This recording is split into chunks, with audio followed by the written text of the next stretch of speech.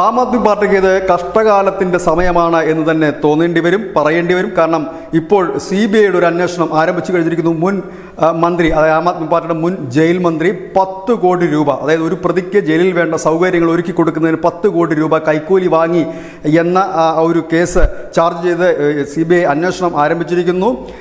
സത്യേന്ദ്ര ജെയിൻ എന്ന് പറയുന്ന നേതാവാണ്, ആം ആദ്മി പാർട്ടിയുടെ മുതിർന്ന നേതാവാണ്, ആം ആദ്മി പാർട്ടിയുടെ ബ്രെയിൻ എന്നൊക്കെ വിശേഷിപ്പിക്കപ്പെടാവുന്ന ഒരു നേതാവ് കൂടിയാണ്. സിസോദിയ പോലെ അനവധി നേതാക്കന്മാരുണ്ട് ഈ ആം ആദ്മി പാർട്ടിയുടെ തലച്ചോറായി പ്രവർത്തിക്കുന്നത്. അത്തരത്തിലൊരു നേതാവ് കൂടിയാണ് സത്യേന്ദ്ര ജെയിൻ.